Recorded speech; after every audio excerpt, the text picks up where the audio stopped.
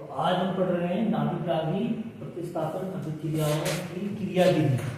ठीक है, क्रियाविधि मतलब ये होता है कि अभिक्रिया जो होती है वो कैसे होती है, वास्तव में कैसे होती है। ठीक है ना, मतलब ये हमने जैसे अभिक्रिया लिखी है ना, CH3Cl प्लस NaOH बराबर हमने लिखा है CH3OH प्लस NaBr। अब इस अभिक्रिया में आपको मैंने बताया था कि ये क्या है, नाभिक रागी प्रतिस्थापन है। इसमें न्यूक्लियोफाइल के द्वारा हाइड्रोजन परमाणु का प्रतिस्थापन किया जाता है। ठीक है ना, ये तो है। ठीक, अब इसमें हमने ये बताया कि न्यूक्लियोफाइल कहाँ से मिलेगा, बता सकता है कोई? इस अभिक्रिया में न्यूक्लियोफाइल कहाँ से आएगा? NaOH से आएगा, राइट। यहाँ से हमको क्या मिलेगा? न्यूक्लियोफाइल मिलेगा। ठीक है ना, तो न्यूक्लियोफाइल मिलेगा। इसको हम इस प्रकार से भी लिख सकते हैं, CH3Cl प्लस OH माइनस। ठीक है ना, CH3OH प्लस क्या कर देंगे? Cl, ऐसा लिख सकते हैं। ठीक, ये क्या है हमारा न्यूक्लियोफाइल, ये न्यूक्लियोफाइल रिएक्शन है ना।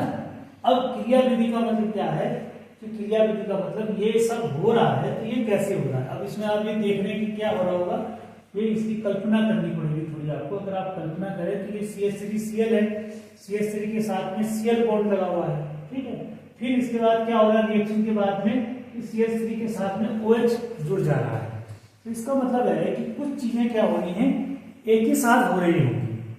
ठीक है ना, क्या क्या हुआ होगा? देखो, पहले CH3Cl का बॉन्ड टूटा होगा, ये अलग हुआ होगा ना, तो बॉन्ड टूटा होगा।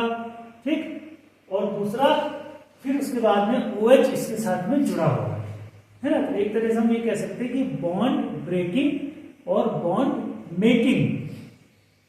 ठीक है ना, तो बॉन्ड का टूटना और बॉन्ड का बनना, ये दोनों चीजें एक साथ इसमें होती है।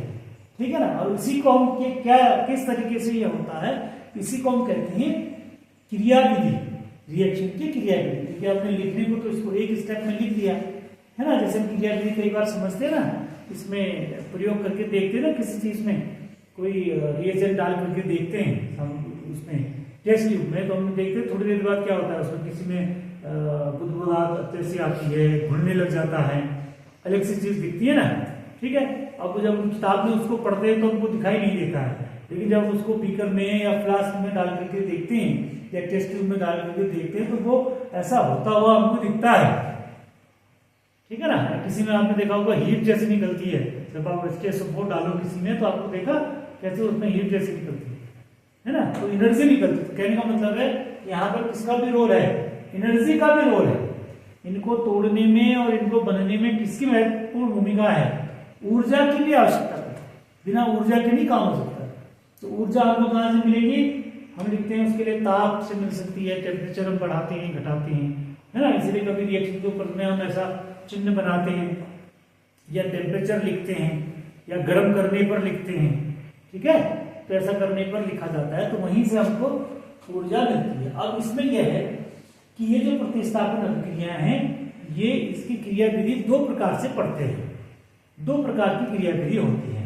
पहली जो होती है उसका नाम होता है, इसको लिखते हैं इस प्रकार से SN1। इसको इसी प्रकार से पढ़ा जाता है, SN1। ठीक है, क्या पढ़ेंगे इसको? SN1 पढ़ेंगे। ठीक है, एक SN1 होती है और दूसरी होती है SN2, SN1 और SN2। ठीक है, मतलब इसको SN स्क्वायर नहीं पढ़ेंगे, है ना। कहीं पर भी आपकी किताब में भी अगर कहीं लिखा होगा तो उसको ऐसा SN2 या SN स्क्वायर नहीं पढ़ेंगे इसको, तो इसको SN1 और SN2 कहा जाता है। ठीक है ना, तो यहाँ पर S का मतलब होता है सब्स्टिट्यूशन, प्रतिस्थापन, N का मतलब होता है न्यूक्लियोफाइल। ठीक है ना, और ये जो 1 लिखा हुआ है, 1 का मतलब होता है फर्स्ट ऑर्डर। ठीक है ना, फर्स्ट ऑर्डर। और इसी प्रकार से ये भी सब्स्टिट्यूशन हो गया, न्यूक्लियोफिलिक हो गया। सेकंड का मतलब होता है सेकंड ऑर्डर, 2 का मतलब होता है सेकंड। ठीक है ना, ये इसका नाम है nucleophilic substitution first order, nucleophilic substitution second. ठीक है, अब पहले हम SN2 वाले को देखते हैं। SN2 वाले में ये कैसे काम करते हैं। ये हमने लिखा SN2। ठीक, अब पहले तो बात देख रहे इसको SN2 क्यों कहते हैं? SN2 का मतलब होता है, देखो कोई भी जब रिएक्शन होती है तो रिएक्शन का एक रेट होता है कि रिएक्शन कितनी देर में पूरी होती है ना। जब हम शुरू करते हैं रिएक्शन को तो रिएक्शन कितनी देर में पूर्ण होती है, ठीक है। तो वो समय का जब हम अनुपात निकालते हैं तो उसको रेट ऑफ रिएक्शन कहा जाता है ना। अब रेट ऑफ रिएक्शन किस पर निर्भर करेगा? जैसे ये अभिक्रिया है तो इस ये अभिक्रिया को जल्दी पूरा होना या देर से पूरा होना किस पर निर्भर करेगा? इन दोनों पर निर्भर करेगा ये, क्योंकि ये तो बाहर जाने वाला है और ये इसके साथ में जुड़ने वाला है।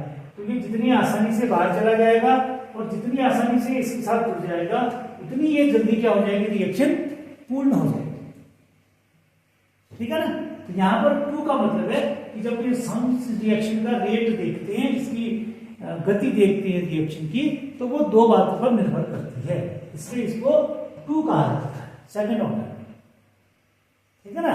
2 चीजों पर निर्भर करती है तो इसलिए इसको हम कहते हैं सेकंड ऑर्डर की अभिक्रिया, ठीक है। अभी होती कैसे है देखो,